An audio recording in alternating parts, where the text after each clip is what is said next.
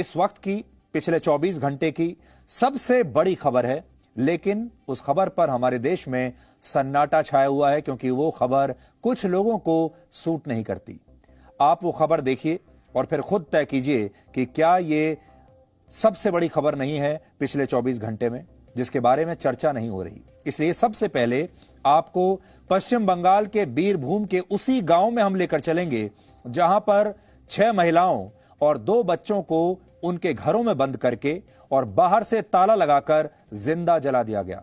आप शायद कल्पना भी नहीं कर सकते कि इन महिलाओं और बच्चों की कितनी दर्दनाक मौत हुई होगी। घर में उन्हें अंदर बंद कर दिया गया, बाहर दरवाजे पर ताला लगा दिया गया और बचने का कोई रास्ता नहीं था।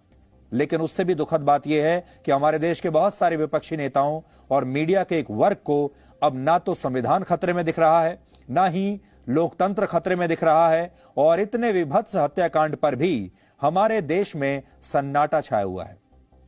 इसलिए आज हम इस सन्नाटे को तोड़ेंगे और इस सन्नाटे का कारण यह है कि इस हत्याकांड में मरने वाले और मारने वाले दोनों ही अल्पसंख्यक वर्ग के हैं, दोनों ही एक धर्म विशेष के हैं।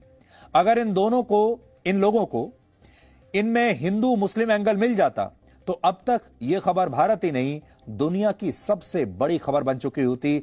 अब तक लोकतंत्र भी खतरे में आ चुका होता, हमारा संविधान भी खतरे में आ चुका होता।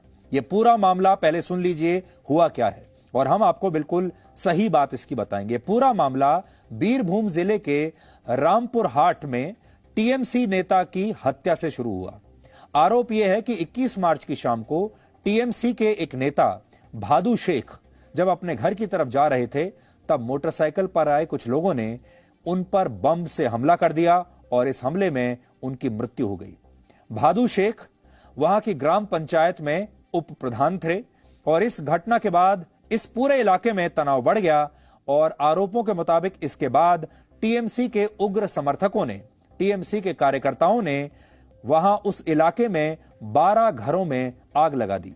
इसके अलावा यह भी आरोप है कि इन घरों को आग लगाने से पहले उन पर पहले पत्थर बरसाए गए ताकि यह देखा जा सके कि इन घरों में लोग मौजूद हैं भी या नहीं।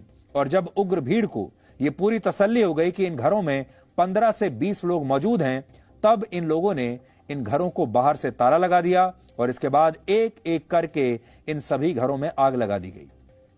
यानी जो घरों में लोग बंद थे, इनकी निर्मम हत्या की गई। ना सिर्फ हत्या की गई है बल्कि उन्हें तड़पा तड़पा कर मारा गया है, क्योंकि घर में बाहर से ताला लगा दिया था, इसलिए बचने का कोई रास्ता नहीं।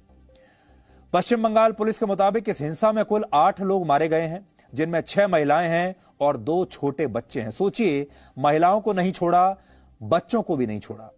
अगर यही घटना अब सोचिए किसी बीजेपी शासित राज्य में हो गई होती तो अब तक विपक्षी दलों के नेता इस राज्य में पीड़ित परिवार के घरों में पहुंच गए होते, उस राज्य के मुख्यमंत्री से इस्तीफा मांग लिया गया होता, प्रधानमंत्री मोदी का इस्तीफा मांग लिया गया होता, अब तक वहां पर पूरा मीडिया पहुंच चुका होता और अभी वहां पर फोटो सेशंस चल रहे होते।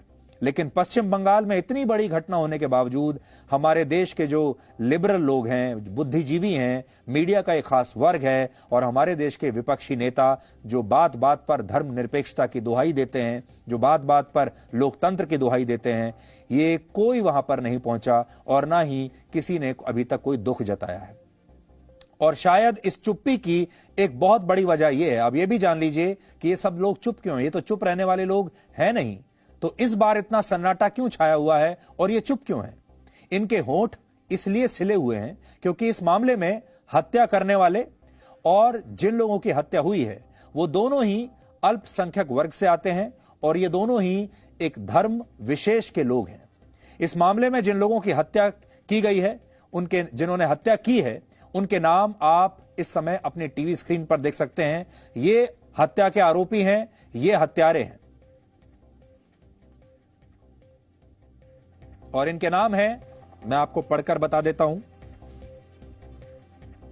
मोहम्मद आशिम, नजरुल इस्लाम, नाजिर हुसैन, अशरफ खान और अमजद खान।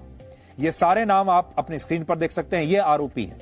इसी तरह जिन 6 महिलाओं और 2 बच्चों को जिंदा जलाकर जिनकी हत्या की गई है, उनके नाम भी आपके सामने हैं। इनके नाम हैं उमेहानी खातून, आकाश शेख, सूर्य शेख, रूपाली बीबी और नूर नाहर बीबी।